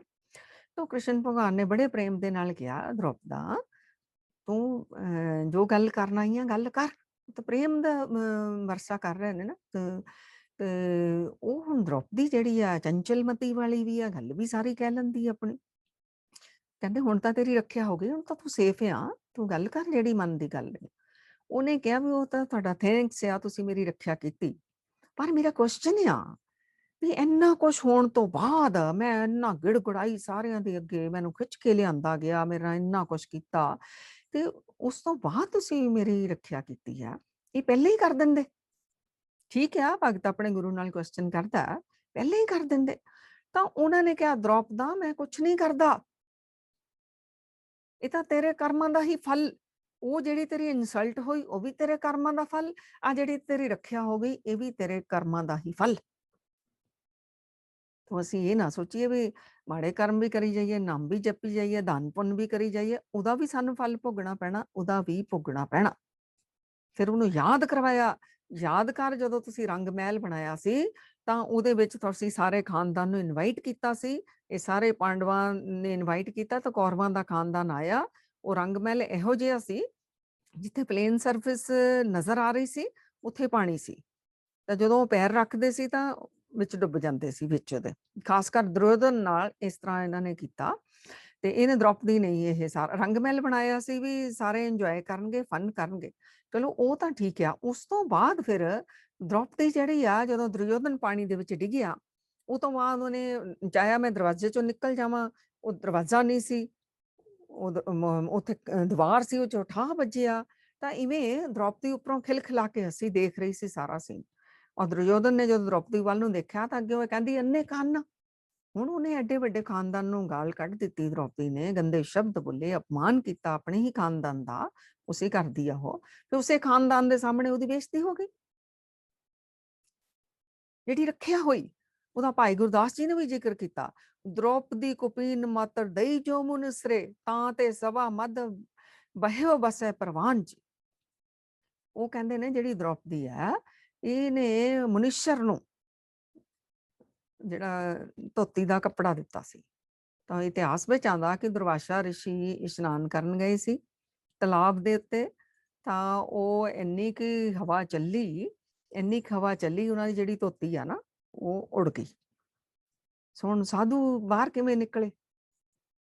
ਤੋ ਨਿਕਲ ਨਹੀਂ ਸਕਦਾ ਵੀ, ਹੈ ਨਾ। ਤੇ ਉਹ ਫਿਰ ਦ੍ਰੋਪਦੀ ਵੀ ਆਪਣੀਆਂ ਸਖੀਆਂ ਦੇ ਨਾਲ ਉੱਧਰ ਨੂੰ ਗਈ ਤੇ ਇਹ ਵੀ ਚਾਹੁੰਦੀ ਸੀਗੀ ਉੱਥੇ ਇਸ਼ਨਾਨ ਕਰਨਾ। ਤਾਂ ਇਹਨੇ ਜਦੋਂ ਦੇਖਿਆ ਵੀ ਸਾਧੂ ਮਹਾਤਮਾ ਨਿਕਲ ਹੀ ਨਹੀਂ ਰਹੇ, ਹੈ ਤਾਂ ਚੰਚਲਮਤੀ ਵਾਲੀ ਸੀ, ਇਹਨੇ ਕਹਿ ਦਿੱਤਾ ਵੀ ਸਾਧੂ ਮਹਾਤਮਾ ਜੀ ਨਿਕਲੋ ਬਾਹਰ, ਅਸੀਂ ਵੀ ਇਸ਼ਨਾਨ ਕਰਨਾ। ਤੇ ਉਹਨਾਂ ਨੇ ਕਿਹਾ ਪੁੱਤਰ ਮੈਂ ਤਾਂ ਬਾਹਰ ਆਉਣਾ ਚਾਹੁੰਦਾ ਆ, ਪਰ ਹਵਾ ਦੇ ਨਾਲ ਮੇਰੀ ਇਹ ਉੜ ਗਈ ਆ। ਸੋ ਇਹ ਦ੍ਰੋਪਦੀ ਨੇ ਫਿਰ ਕੀ ਕੀਤਾ, ਜਿਹੜੀ ਇਹਨੇ ਸਾੜੀ ਪਹਿਨੀ ਹੋਈ ਸੀ ਇਹਨੇ ਅੱਧੀ ਪਾੜ ਕੇ ਮੁਨੀ ਵੱਲ ਨੂੰ, ਰਿਸ਼ੀ ਵੱਲ ਨੂੰ ਦੇ ਦਿੱਤੀ। ਮੁਨੀਵਰ ਲੈ ਲਓ, ਆਪਣਾ ਢੱਕੋ ਤੁਸੀਂ ਆਪਣਾ ਤਨ। ਸੋ ਦੇਖੋ ਕਿੱਡਾ ਵੱਡਾ, ਉਹ ਵੀ ਉਸ ਟਾਈਮ ਮੁਸੀਬਤ ਵਿੱਚ ਸੀ ਨਾ, ਸਾਧੂ ਹੁਣ ਕਿੱਧਰ ਨੂੰ ਜਾਵੇ। ਸੋ ਉਹ ਦੁਰਵਾਸਾ ਰਿਸ਼ੀ ਨੇ ਉਹ ਪਹਿਨੀ, ਤਾਂ ਜਾਂਦਿਆਂ ਜਾਂਦਿਆਂ ਆਸ਼ੀਰਵਾਦ ਦੇ ਕੇ ਗਏ, ਪੁੱਤਰ ਤੂੰ ਮੇਰਾ ਪਰਦਾ ਟੱਕਿਆ, ਰੱਬ ਤੇਰਾ ਪਰਦਾ ਟੱਕੇਗਾ। ਸੋ ਉਹ ਨਾ ਵੀ ਕਹਿੰਦੇ ਜਵਾਨ ਤੋਂ, ਕਰਮ ਦਾ ਬੀਜ ਜਿਹੜਾ ਉਹਨੇ ਫਲ ਫਲੀਭੂਤ ਹੋਣਾ ਹੀ ਹੈ। ਸੋ ਅਸੀਂ ਇਦਾਂ ਦੇ ਕਰਮ ਬੀਜੀਏ, ਚੰਗੇ ਪ੍ਰੇਮ ਵਾਲੇ ਕਰਮ ਬੀਜੇ। ਪ੍ਰੇਮ ਪਟੋਲਾ ਤੈਸਾ ਦਿੱਤਾ ਟੱਕਣ ਕੋ ਪਤ ਮੇਰੀ। ਸੋ ਜੋ ਸੰਸਾਰ ਚ ਬੀਜਦੇ ਆ, ਸਾਡੀ ਵੀ ਪਰਮਾਤਮਾ ਪੱਤ ਟੱਕ ਲਵੇ, ਕਿਸੇ ਦੀ ਵੀ ਟੱਕੀਏ, ਪ੍ਰੇਮ ਦੇ ਬੀਜ ਬੀਜੀਏ, ਸੁਖਦਾਇਕ ਸ਼ੁਭ। ਇੱਕ ਹੋਰ ਨਿੱਕੀ ਜੀ ਆਪ ਜੀ ਦੇ ਨਾਲ ਸ਼ੇਅਰ ਕਰਾਂਗੇ, ਤੁਹਾਨੂੰ ਬਹੁਤ ਅੱਛੀ ਲੱਗੂਗੀ। ਜੀਵਨ ਕਿਵੇਂ ਪਲਟ ਜਾਂਦਾ, ਬਸ ਤੁਹਾਡੀ ਸੋਚ ਦੇ ਉੱਤੇ ਸਾਰਾ ਜੀਵਨ ਖੜਾ। 1888 ਦੇ ਵਿੱਚ ਫ੍ਰੈਂਚ ਨਿਊਜ਼ਪੇਪਰ ਦੇ ਵਿੱਚ ਇੱਕ ਨਿਊਜ਼ ਆਈ। 1888 ਦੇ ਵਿੱਚ ਫ੍ਰੈਂਚ ਨਿਊਜ਼ਪੇਪਰ ਦੇ ਵਿੱਚ ਇੱਕ ਨਿਊਜ਼ ਆਈ। ਉਹਦੇ ਵਿੱਚ ਸੀ ਵੀ ਐਲਫਰੈਡ ਨੋਬਲ ਜਿਹੜਾ ਆ ਉਹਦੀ ਡੈਥ ਹੋ ਗਈ ਆ, ਉਹ ਮਰ ਗਿਆ ਹੈ। ਸੋ ਇਹ ਪੜ੍ਹਦਾ, ਇਹ ਜਿੰਦਾ ਹੁੰਦਾ। ਇਹ ਜਦੋਂ ਪੜ੍ਹਦਾ ਆ ਤੇ ਉਹ ਮਰਿਆ ਤਾਂ ਇਹਦਾ ਭਰਾ ਹੁੰਦਾ, ਤਾਂ ਉਹਨਾਂ ਨੂੰ ਭੁਲੇਖਾ ਲੱਗ ਗਿਆ ਤੇ ਸਾਰੀ ਇਹ ਨਿਊਜ਼ਪੇਪਰ ਦੇ ਵਿੱਚ ਇਹ ਨਿਊਜ਼ ਆ ਗਈ। ਔਰ ਮੋਰ ਓਵਰ ਜਿਹੜੀ ਇਹਨੂੰ ਹਿਲਾ ਦਿੱਤਾ ਜਿਹੜੀ ਨਿਊਜ਼ ਨੇ, ਇਹ ਨਹੀਂ ਕਿ ਮੈਂ ਮਰੇ ਦੀ ਆ ਗਈ, ਉਹ ਤਾਂ ਇਹਨੇ ਦੱਸ ਦੇਣਾ ਮੈਂ ਜਿੰਦਾ ਆ। ਜਿਹੜਾ ਇਹਨੂੰ ਇਹ ਹੋਇਆ ਤੇ ਉਹ ਸੀਗਾ, ਉਹਨਾਂ ਨੇ ਕਿਹਾ ਕਿ ਮੌਤ ਦੇ ਵਪਾਰੀ ਦੀ ਅੱਜ ਮੌਤ ਹੋ ਗਈ, ਲੋਕਾਂ ਨੂੰ ਮਾਰਨ ਵਾਲਾ ਅੱਜ ਮਰ ਗਿਆ। ਜਦੋਂ ਏਦਾਂ ਦੀਆਂ ਖਬਰਾਂ ਇਹਨੇ ਸੁਣੀਆਂ, the merchant of death is dead, ਇਹ ਕੰਬ ਗਿਆ। ਕਾਰਨ ਕੀ ਸੀ ਇਹ ਖਬਰ, ਇਹਦੇ ਬਾਰੇ ਕਿਉਂ ਆਈ? ਚਲੋ ਉਹ ਤਾਂ ਭੁਲੇਖਾ ਲੱਗ ਗਿਆ, ਮਰ ਗਿਆ, ਪਰ ਇਦਾਂ ਦੇ ਇਹਦੇ ਉੱਤੇ ਟਾਈਟਲ ਦੇ ਦੇ ਕੇ ਇਹਦੀ ਨਿਊਜ਼ ਕਿਉਂ ਆਈ? ਕਿਉਂਕਿ ਇਹਨੇ ਡਾਇਨਾਮਾਈਟ ਬਣਾਇਆ ਸੀ। ਉਹ ਬਣਾਇਆ, ਉਹ ਫਿਰ ਡਾਇਨਾਮਾਈਟ ਪੂਰੇ ਵਰਲਡ ਦੇ ਲੋਕਾਂ ਨੇ ਯੂਜ਼ ਕੀਤਾ। ਬਣਾਇਆ ਸੀ ਜਿਹੜੇ ਪਰਬਤਾਂ ਨੂੰ ਤੋੜ ਕੇ ਉਹਦੇ ਵਿੱਚੋਂ ਰਾਹ ਬਣਾਉਣ ਦੇ ਲਈ, ਸਾਰੇ ਸੰਸਾਰ ਨੇ ਉਹਦਾ ਸੁੱਖ ਵੀ ਲਿਆ, ਉਹਨੂੰ ਵਰਤਿਆ। ਲੇਕਿਨ ਫਿਰ ਕੀ ਹੋ ਗਿਆ, ਬੰਦੇ ਦਾ ਦਿਮਾਗ ਆ ਨਾ, ਉਹ ਡਾਇਨਾਮਾਈਟ ਜਿਹੜਾ ਲੋਕਾਂ ਦਾ ਕਾਰਨ ਵੀ ਬਣਿਆ, ਯੁੱਧਾਂ ਵਿੱਚ ਵੀ ਵਰਤਣ ਲੱਗ ਗਏ, ਤਾਂ ਕਿੰਨੇ ਲੋਕ ਮਰੇ ਦੇ ਡਾਇਨਾਮਾਈਟ ਦੇ ਕਾਰਨ। ਇਸ ਕਾਰਨ ਹੁਣ ਇਹਨੂੰ ਏਦਾਂ ਦਾ ਟਾਈਟਲ ਦੇ ਕੇ ਦੀ ਨਿਊਜ਼ ਆਈ। ਇਹਨੇ ਫਿਰ ਕਿਹਾ ਅੱਛਾ ਮੈਂ ਮਰ ਗਿਆ ਤਾਂ ਲੋਕ ਮੇਰੇ ਬਾਰੇ ਇਹ ਸੋਚਣਗੇ। ਬੜਾ ਵੱਡਾ ਇਹ ਸਾਇੰਟਿਸਟ ਸੀ, ਬਹੁਤ ਅਮੀਰ ਸੀ, 355 ਤਾਂ ਨੇ ਪੈਟੈਂਟ ਰਜਿਸਟਰ ਕੀਤੇ ਹੋਏ ਸੀ, ਇੰਨੀਆਂ ਇਹਦੀਆਂ ਖੋਜਾਂ ਸੀਗੀਆਂ, ਬਹੁਤ ਵੱਡਾ ਸਾਇੰਟਿਸਟ ਸੀਗਾ। ਬਸ ਇਹਦਾ ਉਸੇ ਦਿਨ ਹੀ ਉਹ ਨਿਊਜ਼ ਪੜ੍ਹ ਕੇ ਇਹਦਾ ਮਨ ਬਦਲ ਗਿਆ। ਇਹ ਕਹਿੰਦਾ ਮੈਂ ਇਸ ਸੰਸਾਰ ਵਿੱਚੋਂ ਜਾਵਾਂ, ਮੈਂ ਇਹ ਨਹੀਂ ਚਾਹੁੰਦਾ ਮੇਰੇ ਤੇ ਲੋਕ ਥੂ ਥੂ ਕਰਨ, ਮੈਂ ਇਦਾਂ ਦਾ ਜੀਵਨ ਨਹੀਂ ਚਾਹੁੰਦਾ। ਕਿਉਂਕਿ ਇਹਦੇ ਇਦਾਂ ਦਾ ਭਾਵ ਨਹੀਂ ਸੀ, ਪਰ ਉਹਦਾ ਇਦਾਂ ਦਾ ਕਰਮ ਹੋ ਗਿਆ ਸੰਸਾਰ ਦੇ ਵਿੱਚ। ਇਹ ਕਹਿੰਦਾ ਹੁਣ ਮੈਂ ਬਦਲਾਂਗਾ। ਇਹਨੇ ਫਿਰ ਜਿੰਨੀ ਇਹਦੀ ਪ੍ਰਾਪਰਟੀ ਸੀ, ਬਹੁਤ ਜ਼ਿਆਦਾ ਇਹਦੇ ਕੋਲ ਪੈਸਾ ਸੀਗਾ, ਤੁਸੀਂ ਨੈਟ ਤੇ ਜਾਓਗੇ ਤੁਹਾਨੂੰ ਪਤਾ ਲੱਗ ਜਾਊਗਾ ਵੀ ਇਹਦਾ ਕਿੰਨਾ ਜ਼ਿਆਦਾ। ਇਹ ਫਿਰ ਇਹਨੇ ਇੱਕ ਟਰਸਟ ਬਣਾਇਆ, ਉਹਦੇ ਨਾਮ ਕਰ ਦਿੱਤਾ ਸਾਰਾ ਕੁਝ, ਕਿਉਂਕਿ ਮੈਰਿਡ ਨਹੀਂ ਸੀ ਦਾ, ਕੋਈ ਨਾ ਵਾਈਫ ਸੀ ਨਾ ਬੱਚਾ ਸੀ, ਤੇ ਇਹਨੇ ਉਹ ਸਾਰਾ ਕਰ ਦਿੱਤਾ। ਔਰ ਫਿਰ ਇਹਨੇ ਉਹਦੇ ਵਿੱਚ ਇਹਨੇ ਆਪਣੀ ਵਿਲ ਲਿਖੀ ਹੈ, ਉਹਦੇ ਵਿੱਚ ਇਹਨੇ ਕਿਹਾ ਵੀ ਮੇਰੀ ਡੈਥ ਤੋਂ ਬਾਅਦ ਸੋ ਜਿਹੜੇ ਵੀ ਸੰਸਾਰ ਦੇ ਲੋਕ ਨੇ ਕੋਈ ਅੱਛਾ ਕਰਮ ਕਰਨਗੇ, ਚਾਹੇ ਸਾਇੰਟਿਸਟ ਹੋਣ, ਫਿਜ਼ਿਕਸ ਵਾਲੇ, ਕੈਮਿਸਟਰੀ ਵਾਲੇ, ਜਾਂ ਕੋਈ ਸਪਿਰਿਚੁਅਲ ਹੋਣ, ਸ਼ਾਂਤੀ ਵਰਸਾਉਣ ਵਾਲੇ ਹੋਣ, ਕੋਈ ਵੀ ਚੰਗੇ ਜਿਹੜੇ ਨੋਬਲ ਕਾਰਜ ਕਰਨ, ਚੰਗੇ ਕਾਰਜ ਕਰਨ, ਮੇਰੇ ਨਾਮ ਦੇ ਉੱਤੇ ਉਹਨਾਂ ਨੂੰ ਨੋਬਲ ਪ੍ਰਾਈਜ਼ ਦਿੱਤਾ ਜਾਵੇ। ਤਾਂ ਸੰਗਤ ਜੀ, ਇਹ ਜਿਹੜਾ ਨੋਬਲ ਪ੍ਰਾਈਜ਼ ਪੂਰੇ ਵਰਲਡ ਦੇ ਵਿੱਚ ਦਿੱਤਾ ਜਾਂਦਾ ਨਾ, ਇਹ ਇਹਦੇ ਨਾਮ ਦੇ ਉੱਤੇ ਹੈ, ਔਰ ਅੱਜ ਤੱਕ ਦਿੱਤਾ ਜਾਂਦਾ। ਔਰ ਫਿਰ ਹੁਣ ਦੇਖੋ ਉਹਦੀ ਕਿੰਨੀ ਸਾਰੇ ਕਹਿੰਦੇ ਕਿੰਨਾ ਬਈ ਚੰਗਾ ਬੰਦਾ ਸੀਗਾ। ਇੰਨਾ ਆਪਣੀ ਪ੍ਰਾਪਰਟੀ ਜਿਹੜੀ ਇੰਨਾ ਦਾਨ ਕਰ ਗਿਆ। ਜਿਹੜੇ ਚੰਗੇ ਕੰਮ ਕਰਦੇ ਨੇ ਉਹਨਾਂ ਨੂੰ ਸ਼ਾਬਾਸ਼ੀ ਦਿੱਤੀ ਜਾਂਦੀ ਆ ਇਹਦੇ ਨਾਮ ਦੇ ਉੱਤੇ। ਸੋ 1901 ਤੋਂ ਲੈ ਕੇ ਅੱਜ ਤੱਕ ਪੂਰੇ ਸੰਸਾਰ ਵਿੱਚ ਦਿੱਤਾ ਜਾਂਦਾ। ਕਿੰਨਾ ਕੁ ਡੋਨੇਟ ਕਰ ਰਿਹਾ ਸੀ, ਇਹਦੀ ਉਹ ਜਿਹੜੀ ਅੱਗੇ ਤੋਂ ਅੱਗੇ ਵੱਧ ਕੇ ਸਾਰੇ ਪਾਸੇ ਦਿੱਤਾ ਜਾ ਰਿਹਾ। ਸੋ ਮਾੜੇ ਕਰਮ ਹੋ ਗਏ ਤਾਂ ਫਿਰ ਚੰਗੇ ਵੀ ਅਸੀਂ ਹੀ ਬੀਜ ਸਕਦੇ ਹਾਂ। ਫਿਰ ਇਹ ਜਿਹੜਾ ਦਾ ਲਾਅ ਆਫ ਕ੍ਰੀਏਸ਼ਨ ਆ ਨਾ, ਉਹ ਇਹਨੇ ਅਪਣਾ ਲਿਆ ਤੇ ਚੰਗਾ ਕਰਮ ਕਰ ਲਿਆ। ਇਹਦੀ ਸਟੋਰੀ ਦੱਸਣ ਦਾ ਮਤਲਬ ਇਹ ਸੀ, ਅਸੀਂ ਵੀ ਅੱਜ ਤੋਂ ਹੀ ਬਦਲ ਸਕਦੇ ਹਾਂ ਆਪਣਾ ਜੀਵਨ। ਅੱਜ ਤੋਂ ਹੀ ਚੰਗੇ ਕਰਮਾਂ ਦੇ ਬੀਜ ਬੀਜ ਸਕਦੇ ਹਾਂ। ਬਾਬਾ ਕਬੀਰ ਜੀ ਨੇ ਜਿਹੋ ਜਿਹਾ ਕਿਹਾ, ਏਦਾਂ ਦਾ ਬੀਜ ਬੀਜੋ 12 ਮਾਸ ਫਲੰਤ, 12 ਮਹੀਨੇ ਤੁਸੀਂ ਫਲ ਦਿਓ। ਸੁੱਖ, ਆਪ ਵੀ ਸੁਖੀ ਰਹੋ, ਆਪਣੀ ਫੈਮਿਲੀ ਵਿੱਚ ਵੀ ਸੁੱਖ ਵੰਡੋ, ਜਿਹੜੇ ਵੀ ਤੁਹਾਡੇ ਸਰਕਲ ਵਿੱਚ ਨੇ ਹਰ ਜਗ੍ਹਾ ਤੁਸੀਂ ਸੁੱਖ ਵੰਡੋ, ਹਰ ਜਗ੍ਹਾ ਸੁੱਖ ਵੰਡੋ, ਹਰ ਜਗ੍ਹਾ ਭਲਾ ਕਰੋ। ਜਿੰਨੀ ਵੀ ਤੁਹਾਡੀ ਪਹੁੰਚ ਆ, ਤਨ ਕਰਕੇ, ਮਨ ਕਰਕੇ, ਧਨ ਕਰਕੇ, ਜੋ ਵੀ ਤੁਸੀਂ ਕਿਸੇ ਦੀ ਹੈਲਪ ਕਰ ਸਕਦੇ ਹੋ ਉਹ ਕਰੋ। ਤੇ ਜਿਹੜਾ ਭਲਾ ਕਰਦਾ ਉਹਨੂੰ ਕਿਸੇ ਕੋਲੋਂ ਵੀ ਆਪਣੀ ਭਲਾਈ ਮੰਗਣ ਦੀ ਜ਼ਰੂਰਤ ਨਹੀਂ ਰਹਿ ਜਾਂਦੀ। ਆਟੋਮੈਟਿਕਲੀ ਉਸਦੀ ਭਲਾਈ ਹੋ ਹੀ ਰਹੀ ਹੁੰਦੀ ਹੈ। ਇਹ ਰੱਬੀ ਕਾਨੂੰਨ ਨੇ। ਸੰਗਤ ਜੀ, ਬਹੁਤ ਬਹੁਤ ਧੰਨਵਾਦ ਆਪ ਸਾਰੀਆਂ ਸੰਗਤਾਂ ਦਾ। ਸੋ ਗੁਰੂ ਨਾਨਕ ਸੱਚੇ ਪਾਤਸ਼ਾਹ ਜੀ ਦੇ ਚਰਨਾਂ ਵਿੱਚ ਅੰਮ੍ਰਿਤ ਵੇਲੇ ਵੀ ਅਰਦਾਸ ਬੇਨਤੀ ਕੀਤੀ ਸੀ। ਅਕਾਲ ਪੁਰਖ ਪਾਰ ਬ੍ਰਹਮ ਪਰਮਾਤਮਾ ਦੇ ਚਰਨਾਂ ਵਿੱਚ ਹੁਣ ਵੀ ਹਾਜ਼ਰ ਨਾਜ਼ਰ ਨੇ ਸਤਿਗੁਰੂ ਜੀ ਪਾਰ ਬ੍ਰਹਮ ਪਰਮਾਤਮਾ। ਸਾਡੀ ਸਾਰੀ ਸੰਗਤ ਦੀ ਹੁਣ ਫੇਰ ਅਰਦਾਸ ਬੇਨਤੀ ਹੈ ਕਿ ਸਾਨੂੰ ਸਾਰਿਆਂ ਦੇ ਉੱਤੇ ਕਿਰਪਾ ਦ੍ਰਿਸ਼ਟੀ ਪਾਓ ਜੀ। ਅਸੀਂ ਮਾੜੇ ਕਰਮਾਂ ਤੋਂ ਹਟ ਕੇ ਸ਼ੁਭ ਕਰਮ ਕਰੀਏ, ਨਿਸ਼ਕਾਮ ਕਰਮ ਕਰੀਏ, ਸੇਵਾ ਸਿਮਰਨ ਬੰਦਗੀ ਵਾਲਾ ਸਭ ਦਾ ਜੀਵਨ ਹੋਵੇ। ਸਾਰਿਆਂ ਦੇ ਜੀਵਨ ਏਦਾਂ ਦਾ ਹੋਵੇ 12 ਮਾਸ ਫਲੰਤ ਵਾਲਾ, ਸਾਰਿਆਂ ਦੇ ਬੀਜ ਬੀਜੇ ਜਾਣ। ਐਸੀਆਂ ਰਹਿਮਤਾਂ ਗੁਰੂ ਮਹਾਰਾਜ ਜੀ ਕਰੋ ਜੀ। ਹੋਈਆਂ ਭੁੱਲਾਂ ਗਲਤੀਆਂ ਸਤਿਗੁਰ ਦਾਤਾ ਜੀ ਸਾਰੀ ਸੰਗਤ ਜੀ ਬਖਸ਼ ਦੇਣਾ ਜੀ। ਵਾਹਿਗੁਰੂ ਜੀ ਕਾ ਖਾਲਸਾ, ਵਾਹਿਗੁਰੂ ਜੀ ਕੀ ਫਤਿਹ।